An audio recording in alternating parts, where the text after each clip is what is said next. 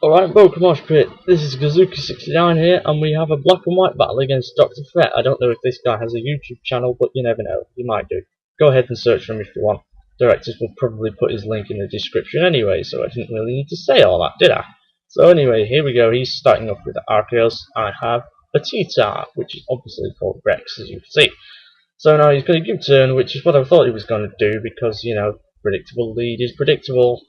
And it wasn't going to take me out because I've invested quite a lot of defense CVs into this guy. So now I can freely get my stealth rocks up, and the Arceus will not be coming back in anytime soon. So now I'm going to switch out to Randorosu, because I know the earthquake coming. I didn't think anything else would be used, and I was right. Why else would you use anything else? Yeah, unless he was super over predicting, in which case he may have done quite a lot of damage, but in this case he didn't. So now Hammer Arm on the switch to Fortress, and he was probably thinking Earthquake there, but no, I just went for the Hammer Arm as the safe option. So now in comes Repulsion, because Repulsion is amazing, and Rapid Spin will spin my rocks away, and there were rumours at the start that it would blow your entry hazards away into the Pokemon, but no, of course not. It just blows them away like it did in the old gens. So now he switches to a Dusknoir, and I'm free to set up my first bulk up. Pretty fun, huh? Got a bulk up now. Pretty much unstoppable unless he has some super special attackers, and I don't think he's got a single special attacker on this team. I can't remember. So at this point, I'm at +1 in attack and defense, and soon I will be much higher because he goes for a Will-O-Wisp. And this thing has got guts, of course, as you fully know from other black and white videos in which it's been used if you've been watching any of them, which you should be.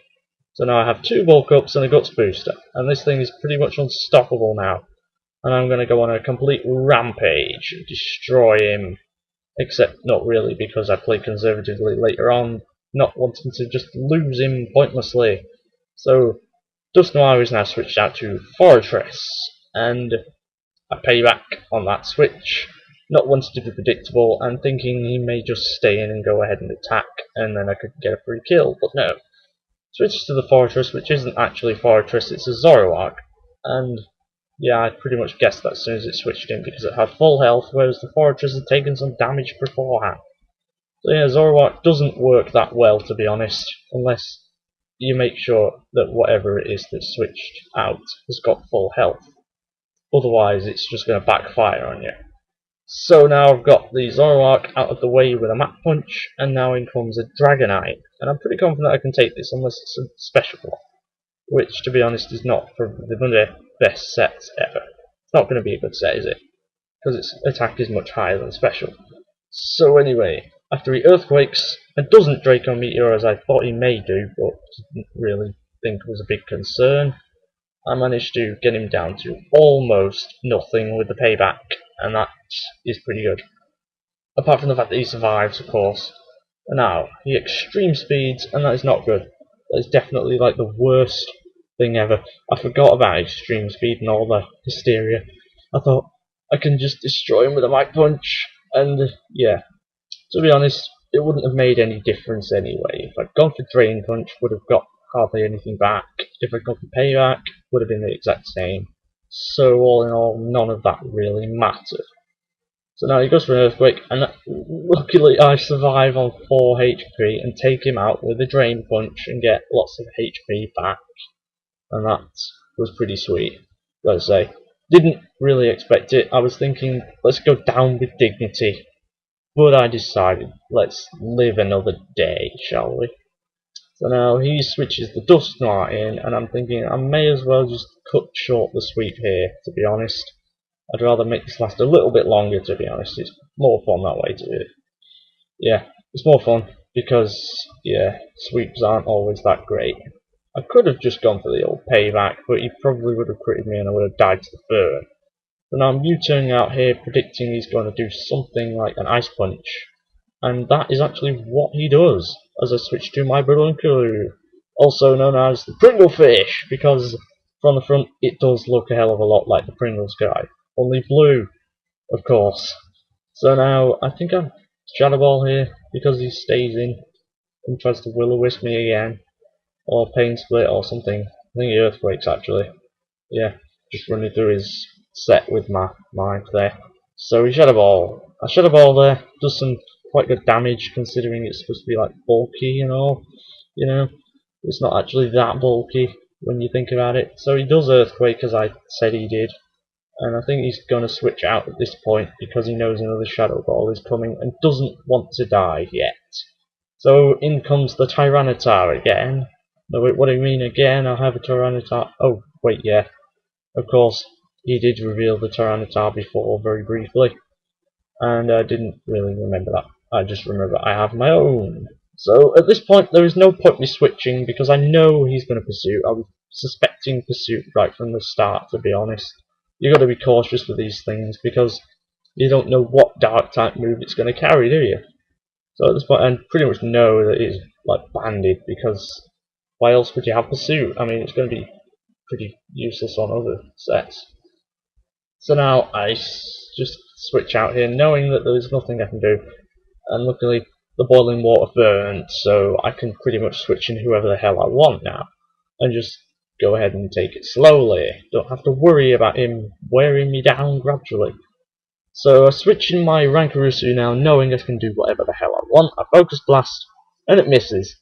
Unfortunate hacks, but didn't change anything at all, because Pursuit does nothing to this thing, and I can recover it all off anyway. And he's just going to die from his burn in the end.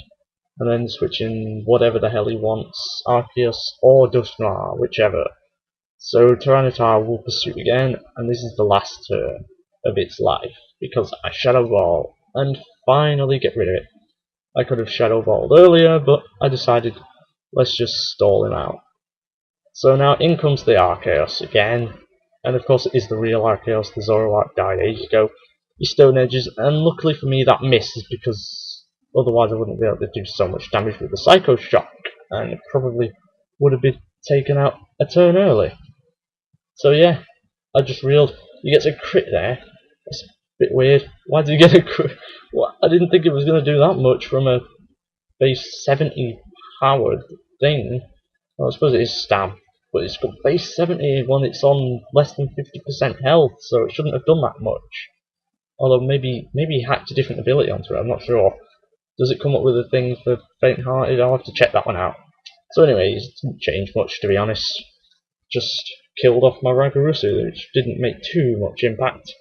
So now he's pain splitted my thing after an earthquake. At least I think it was earthquake. No, it was Stone Edge, wasn't it? Of course it was. So now I switch because I see how much damage it's done, and I think this is pointless. Let's just drain his health away with Nattery, which can completely wall him. And yeah, I saw the Ice Punch coming as well, which was another factor in it. I didn't really want to waste my Rankarusu really unnecessarily. So I know an earthquake from this thing isn't going to do very much because this thing's bulk, and that was actually a crit there. I never noticed that before. That was a critical hit. So that pretty much is pathetic attack on Dusknoir there. Yeah, Dusknoir is nowhere near as good as it used to be back in its heyday in Diamond and Pearl, of course. It's just got even worse and worse as things have gone on. So now he's burnt me with his Will-O-Wisp again as I go for the Thunder Wave, which was completely pointless to be honest, but I thought I may as well just do it anyway.